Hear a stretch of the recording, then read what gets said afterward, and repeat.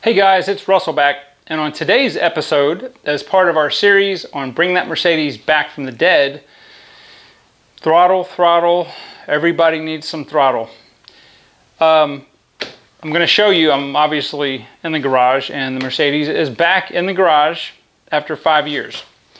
The car almost left me stranded today. I went to the gym this morning, and I noticed when I was coming back that it was really sluggish.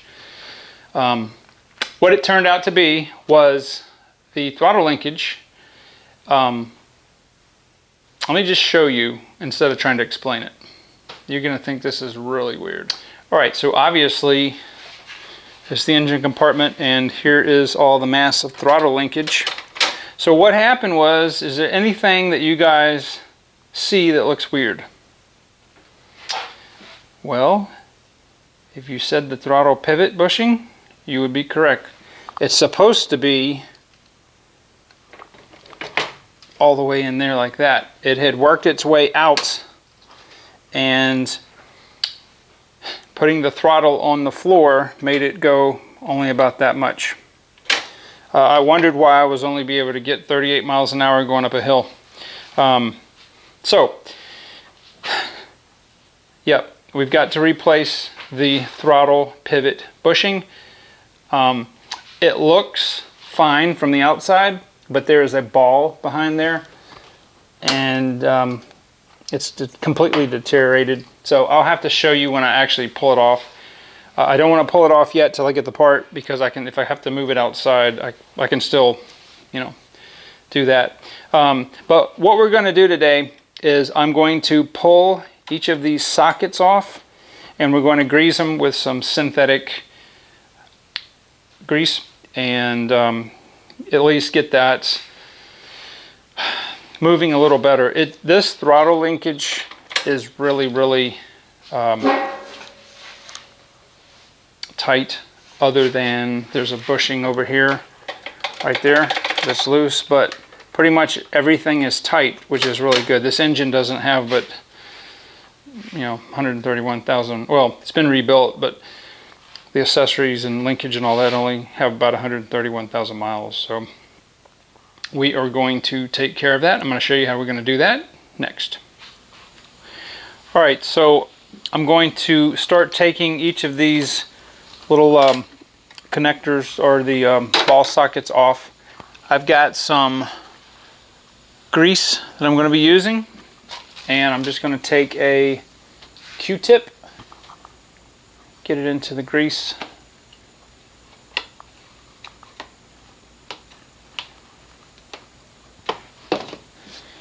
and I'm going to coat the male end, and I'm going to put some in the female end.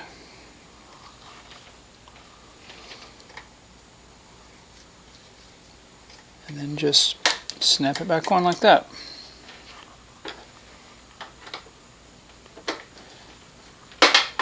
This, what I'm using, is just a metal trim removal tool.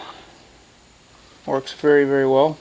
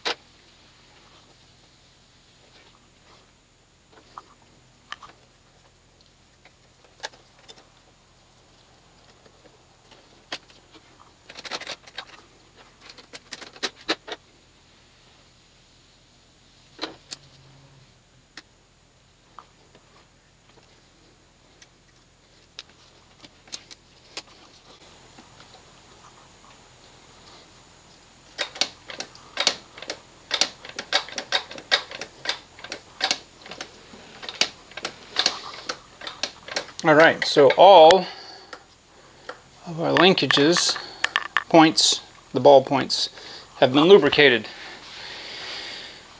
You should probably do this at least once a year.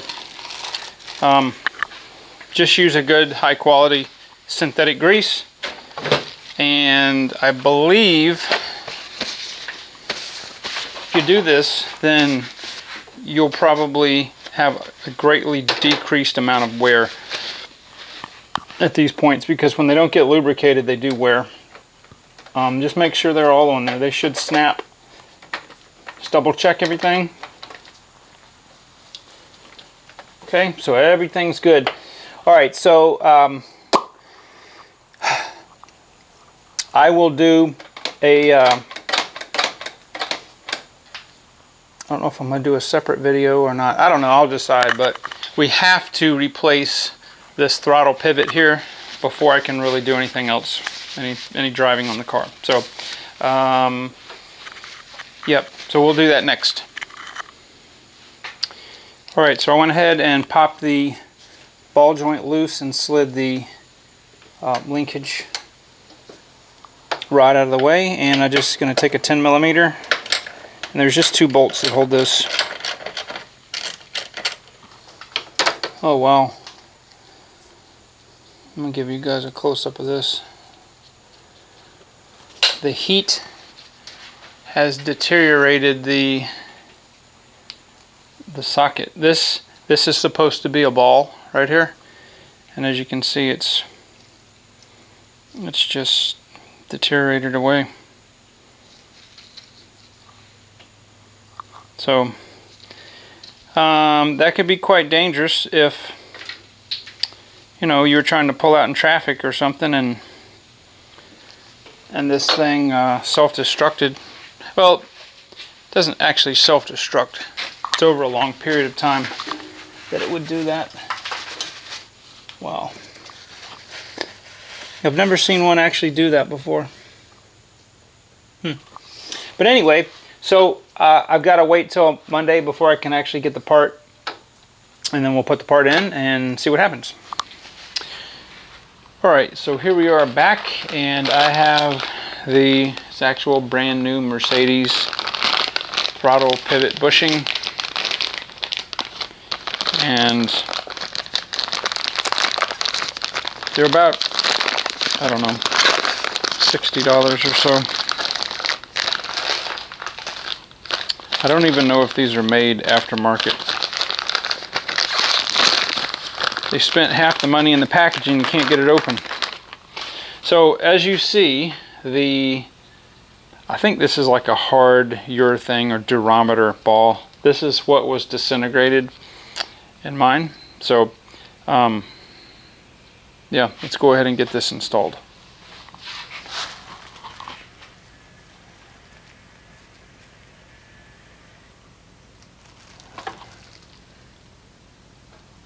Now there's actually an up and a down side to this.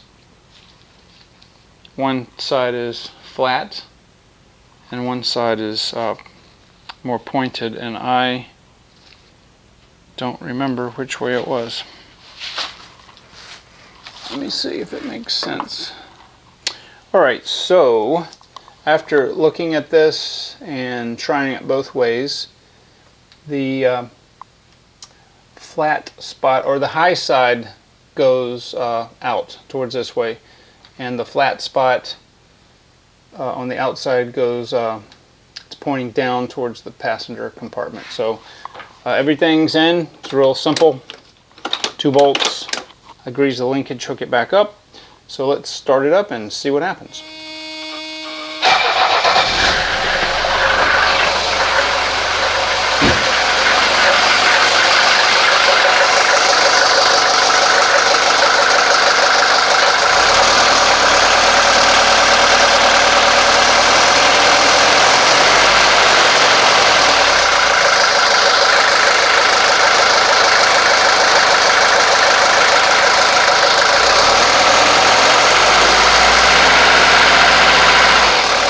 Alright guys, so I just got back from the test drive, and there's probably, I'm going to say, 40 to 50% improvement in the power because I'm getting full throttle travel.